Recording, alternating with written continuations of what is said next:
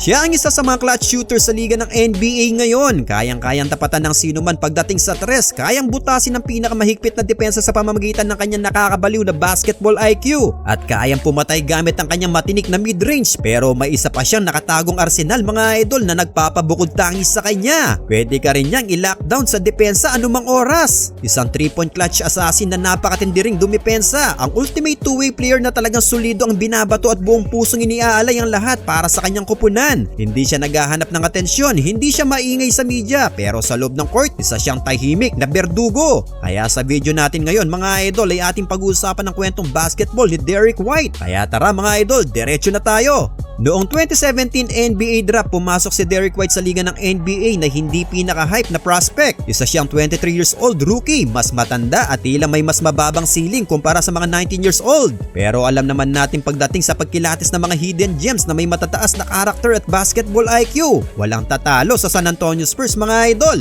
Nakita ni Coach Greg Popovich at ng Spurs front office ang kanyang potensyal, kaya naman pinili si Derrick White bilang 29th overall pick sa first round ng 2017 NBA draft. Sa kanyang rookie season, hindi agad siya binigyan ng malaking playing time mga idol. Naglaro lamang siya ng 70 na laro sa main roster. Pero sa halip na magmaktol o mawalan ng pag-asa, sumailalim siya ng buong puso sa kilalang sistema ni Coach Greg Popovich na nagpapahalaga sa fundamentals, pasensya at team basketball. Ipinadala siya sa NBA G League upang mag-develop kasama ang Austin Spurs. At gaya ng inaasahan sa isang mandirigma na dumaan sa butas ng karayom, hindi niya inaksaya ang pagkakataon na ito mga idol. Pinamunuan niya ang Austin Spurs at nag-average na mahigit 20 points per game doon na nagbunga ng pagsungkit nila sa NBA G League Championship noong 2018. Dito nahasa ang kanyang playmaking, pick and roll reads at ang kanyang matinding perimeter defense. Pagdating ng kanyang sophomore year sa NBA, isang malungkot na pangyayari pero ito ang nagbigay ng pinto para sa kanya mga idol. Nagkaroon ng malubang ACL injury ang starting point guard ng Spurs na si DeJounte Murray bago pa man magumpisa ang season. Ito na ang inihintay na pagkakataon ni Derrick White mga idol. Kinuha niya ang starting spot at hindi na lumingon pa. Naging isang solidong floor general siya para sa kupunan. Sa 2019 NBA playoffs laban sa Denver Nuggets, ipinakita niya sa buong mundo ang kanyang potensyal nang magpasabog siya ng career high na 36 points sa Game 3. Kasama pa ang 5 rebounds, 5 assists at 3 steals. Habang binabantayan ng matinik na backcourt ng Denver, nagagawa pa rin niyang umiscore ng ganito kalaki mga idol.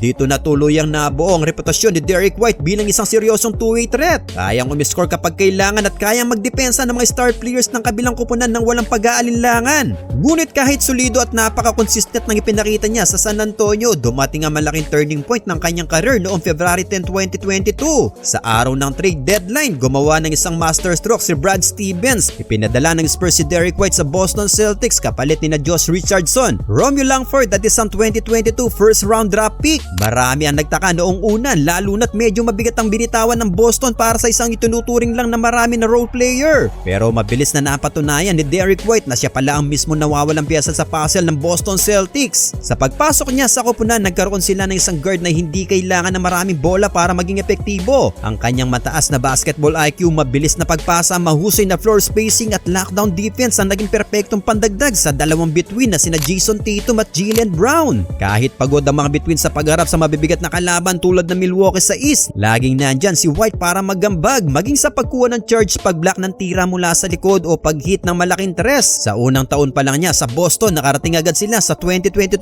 NBA Finals mga idol. Kahit kinapos sila laban sa dinastiya ng Golden State Warriors, malinaw na may nabubuong napaka-espesyal na samahan sa Beantown. At si Derrick White ay isang napakalaking bahagi nito mga idol. Well, kung may isang sandali na nagsemento sa legacy ni Derrick White bilang isang clutch player sa kasaysayan ng Boston Celtics, ito ay ang Game 6 ng 2023 Eastern Conference Finals laban sa Miami Heat. Ito ay matapos niyang gawin ng isang tip-in game winner para pwersahin ang series sa Game 7 ng Eastern Conference. Ngunit sa kabila ng pagkambaksanan nila ay kinapos pa din sa East Finals na yun mga idol. Pagpasok sa 2023-2024 season, ginulat ni Derrick White ang lahat ng tuluyan na niyang ahitin ang kanyang buhok. Ang Bald Buffalo era ay nagsimula na at tila ba na-unlock nito ang kanyang Final Four mga idol. Lahat ng sakripisyo, adjustment at pag-ensayo ni Derrick White ay nagbunga sa pinakamahalagang season ng kanyang career hanggang sa puntong yun. Dito tuluyan na siyang kinilala hindi lang bilang isang super role player kundi bilang isa sa mga pinakamahalagang miyembro at pundasyon ng isang championship caliber team. Sa regular season na ito, nag-average siya ng 15.2 9.2 points, 5.2 assists, 4.2 rebounds, pero ang mas nakakabilib ay ang kanyang napakatinding defensive stats na 1.2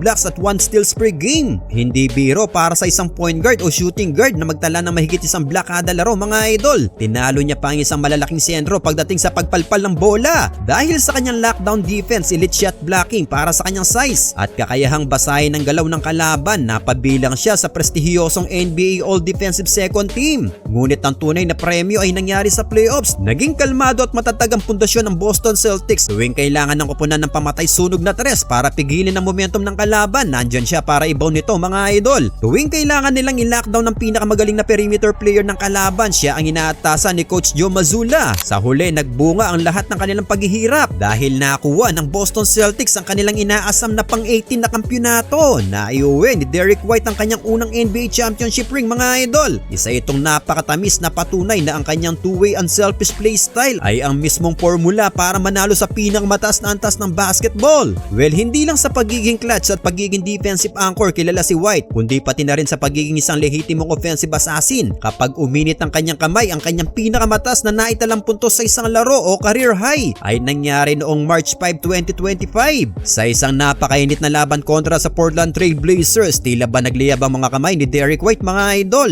Nagpakawala siya ng nakakalulang 41 points sa loob ng 39 minutes. Sa larong ito ay pinakita niya ang kabuuan ng kanyang offensive arsenal. Pinaghiwa-hiwa niya ang depensa ng Blazers sa pamamagitan ng kanyang floaters, step back threes at matatapang na pag-atake sa basket para kumuha ng foul. Napakalinis ng kanyang statline mga idol at napaka-efficient ng kanyang shooting splits. Pinangunahan niya ito ng napakataas na 53.8 field goal percentage na agad namang sinundan na nakakamanghang 52.9 3-point percentage. Sa gabing yun, nagbaon siya ng 9 3-pointers mga idol at naging perpekto sa free throw line. Kapag nakuha na niya ang kanyang ritmo sa labas, halos imposible na siyang pigilan. Ang kanyang 41 points ay nagpapatunay na kaya niya mag-take over bilang primary option kapag hinihingi ng pagkakataon at kapag kinakailangan ng koponan ng mabilis ang opensa. Well, bilang isang defending champion, tumaas lalo ang kumpiyansa at pananagutan ni Derrick White sa koponan. Pagdating ng 2025-2026 season, patuloy niyang ipinakita ang kanyang pinakamagandang individual na numero. Sa regular season, nagtala siya ng mga humahagupit na career high average na 16.5 points, 5.4 assists, 4.4 rebounds, 1.3 blocks at 1.1 steals per game. Kahit palakas ng palakas ang mga bata at bagong talento sa liga, malinaw na nagpapakita ang mga numerong ito kung bakit siya pa rin ang isa sa mga pinakamahusay na perimeter defenders at glue guy sa buong NBA. Dominante man ang kanyang individual na laro, hindi naging madali ang landas ng Boston Celtics sa playoffs mga idol. Pagdating ng first round ng 2026 NBA playoffs, nakaharap nilang isang gutom, pisikal at pinalakas na Philadelphia 76ers. Ang sereng ito ay naging isang madugong bakbakan na puno ng dikdikang depensa, matitinding sagutan at highlight reel plays mula sa parehong panig. Ang labanan ay naging sobrang higpit kaya naman umabot ito hanggang sa pinakainabangang Game 7. Noong May 2, 2026, ginanap ang Game 7 sa harap ng nakakabinging ingay ng TD Garden crowd sa Boston. Binuhos ni Derrick White ang lahat ng kanyang makakaya. Tumanggi siyang sumuko kahit nabububuhos ang opensa ng kalaban. Nagtala siya ng 26 points, bumato ng 5 pamatay na tres, kumuha ng 6 na rebounds, nagbigay ng 4 assists at pumalpal ng 3 matitinding tira ng kalaban para piliting isalba ang naghihingalong season ng Boston. Ngunit sa kabila ng kanyang kabayanihan, pagiging clutch at pagbuhos ng bawat patak ng pawis, kinapos ng Celtics mga idol. Natalo sila sa Philadelphia 76ers sa final score na 109-100.